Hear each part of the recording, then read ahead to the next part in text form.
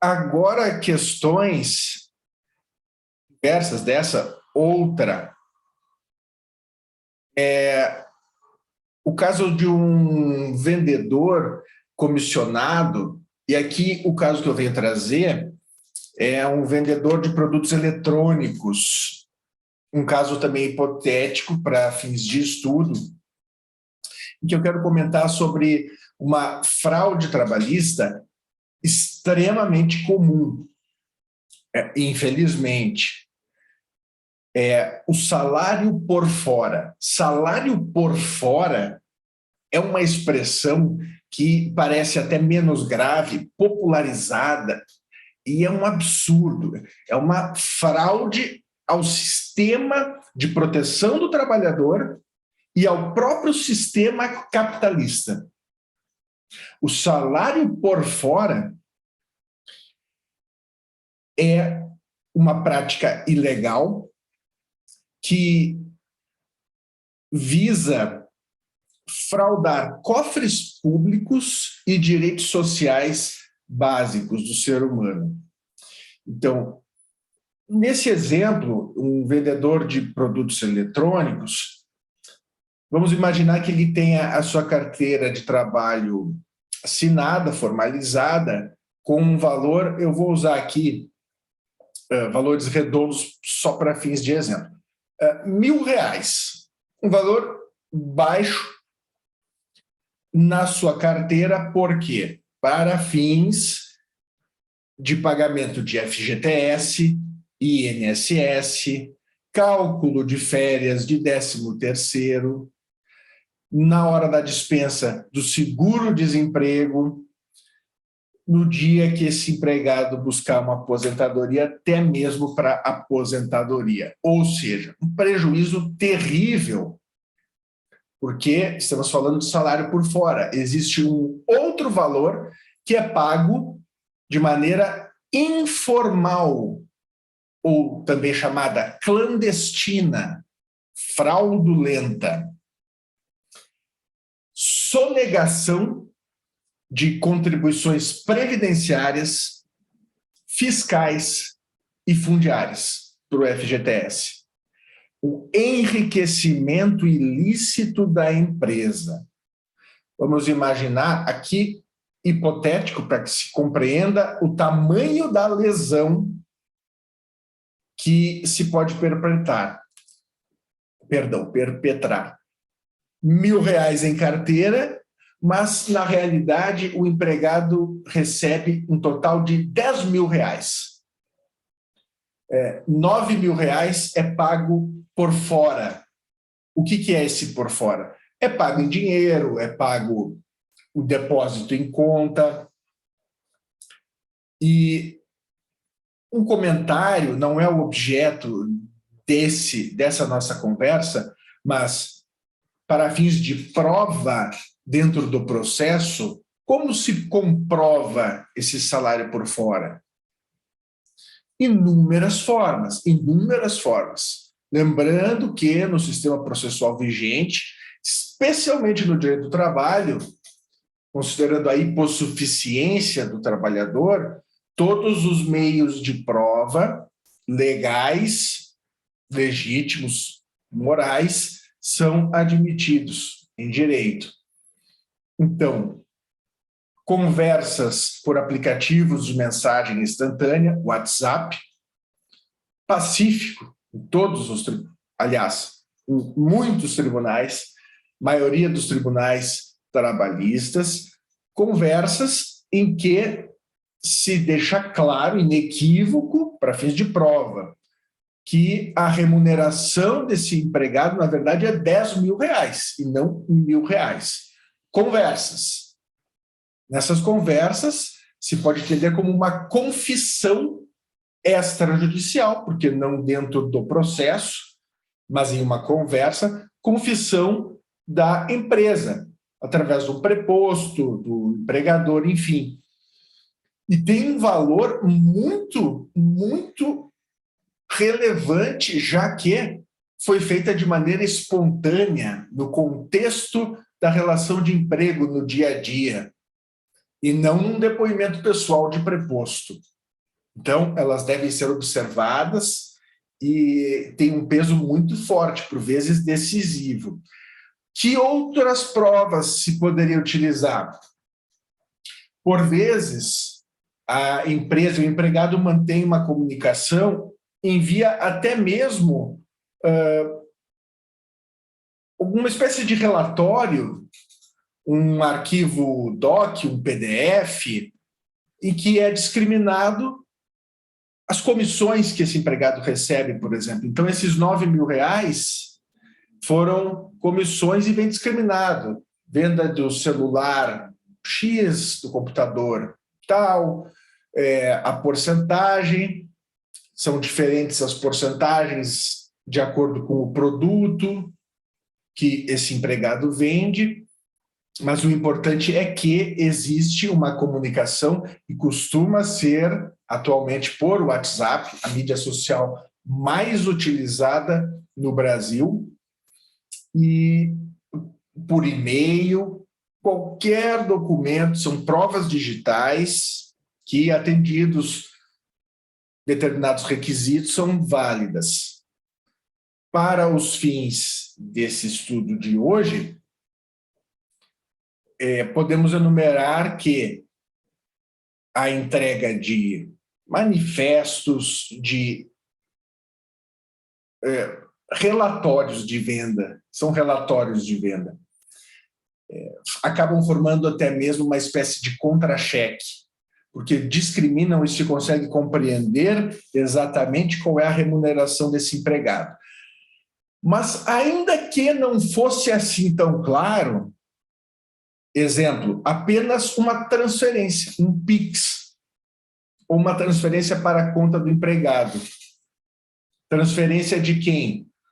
De titularidade da empresa ou de sócios. Bom, sem discriminar a comissão. Aqui é um caso em que não se estaria discriminando os valores especificamente. Ora, uma empresa não faz caridade para seus empregados no valor de R$ 9.000 todos os meses, sendo que na carteira consta o valor de R$ 1.000. Esse meu exemplo hipotético de um vendedor de eletrônicos. Percebam que essa transferência, esse PIX, ou um recibo, se foi pago em dinheiro, qualquer meio de prova, amigos. O importante é a verdade real.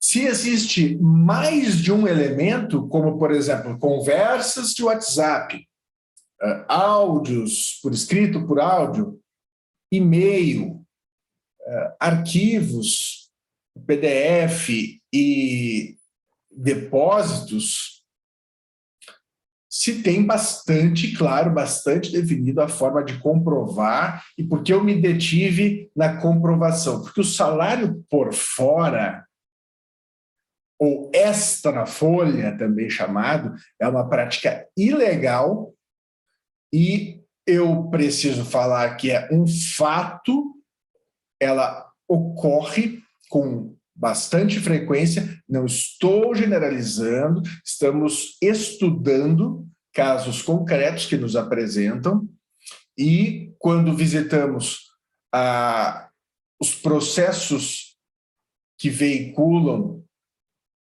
na Justiça do Trabalho essa matéria, são muitos. Acontece bastante.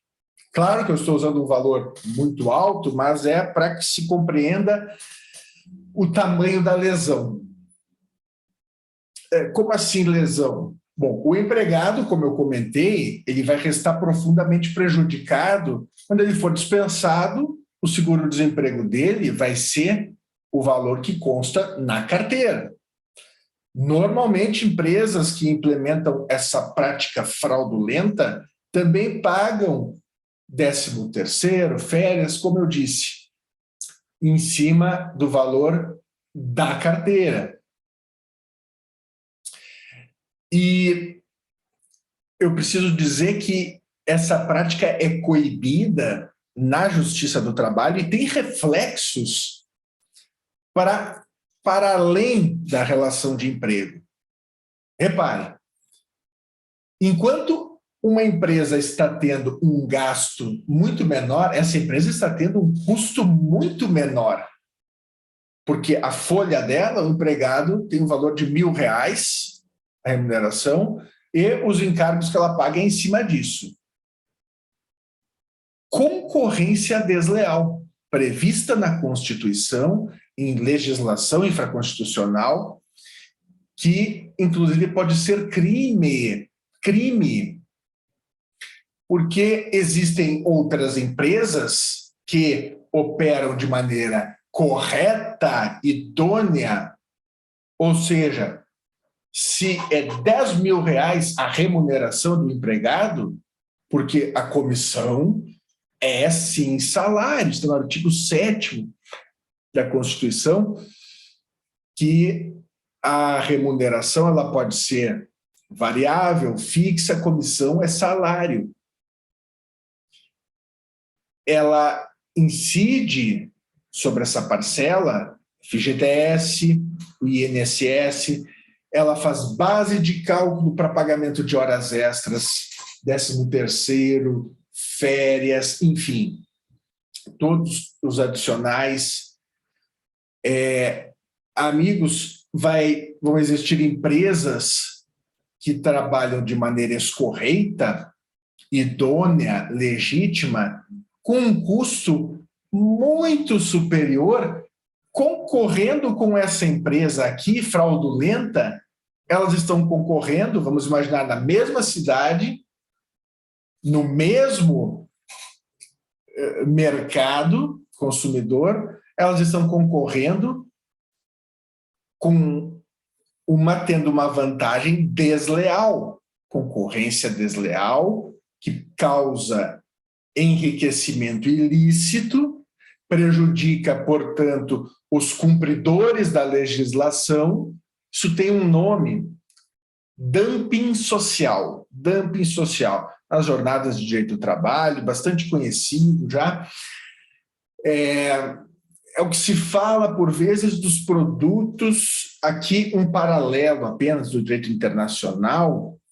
A própria OMC, Organização Mundial do Comércio, e a OIT, Organização Internacional do Trabalho, buscam o chamado selo social. Países que pertencem a tigres asiáticos, ou mesmo a China, que não respeitam um padrão trabalhista mínimo estabelecido pela OIT, elas acabam tendo um custo de mão de obra muito, muito, muito inferior e assim concorrem no mercado capitalista mundial com valores muito mais atrativos. Mas e outros países que respeitam a legislação social? Bom, isso se transpõe, essa mesma lógica, para o nosso direito interno, para o nosso mercado interno, a ordem econômica, artigo 170 da Constituição. Vejam, então, que essa empresa que gasta muito mais, ela paga impostos, até mesmo imposto de renda, enfim, contribuições previdenciárias. Sai ilesa a empresa violadora, essa que paga R$ 1.000 em folha e os outros R$ 9.000 por fora, de forma fraudulenta. Essa empresa está sujeita ao crime de sonegação de contribuição fiscal e previdenciária. Crimes federais, porque a relação de emprego é